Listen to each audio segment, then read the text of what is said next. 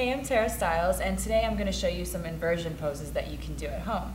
Inversions are basically getting your legs above your heart. So anything that's upside down, headstand, forearm stand, handstand, or just throwing your legs up the wall, or swinging upside down, anything in that vein is an inversion.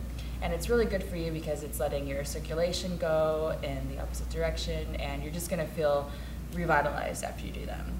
First one you can do is just lie flat on your back and just throw your legs straight up in the air, or it's even better and more restorative to throw your legs up the wall, so you just have the wall to completely support you. And this pose will be really great to completely restore you if you're really tired in the middle of the day and you just have a little bit of time to kind of reset everything. This is a good one for you. The next pose I have for you guys is headstand. Headstand is an amazing pose. They call it the king of yoga poses because it has so many benefits for your body and your brain. It just makes you feel really great after you do it. So a key to getting into headstand effectively is alignment. So you want to try to get your hips over your shoulders before you try to kick up or anything crazy like that. And you can also use the help of a wall if you want to. First thing to come into it is there's two ways. You can either put your hands on the ground in a tripod headstand, but I like this way better because you're more having weight on your head as well as your forearms, and it's less tiring, so you can stay for a longer period of time. You can just come and bring your hands like this, and your top of your head is just going to go into your hands.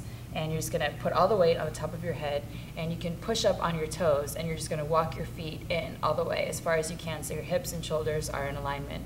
And then you're just going to kick one leg up to the air, and be careful not to swing. Just reach the leg all the way up and use your flexibility behind you, and reach the leg up so high that the other one will come off the ground, and then you'll be in a headstand.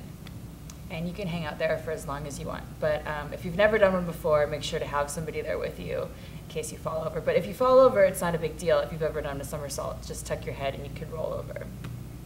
The next pose I have for you guys is forearm stand. So this pose actually requires a lot of back strength instead of arm strength. That's a common misunderstanding about it.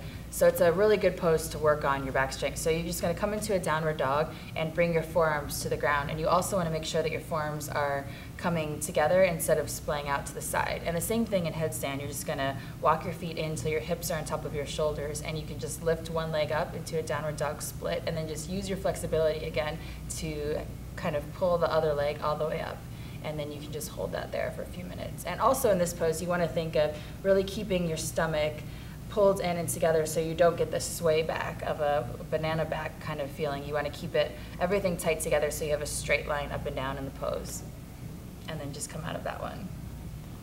The last pose I have for you guys is handstand. Handstands are a ton of fun. We've all done them at some point in our lives. And one of the main tricks to sticking them is just the alignment, same as in headstand and forearm stand. So it's just about getting your shoulders over your wrists and then adding your hips over your shoulders, over your wrist. You can just come into a downward dog and come up on your toes and walk in a little bit and reach one leg up into the air into a downward dog split, and just using the flexibility of the leg instead of flinging yourself up, try to just lift up into the pose that way, and your chances of success will be better. Those are some fun inversions that you can do at home, so have fun upside down.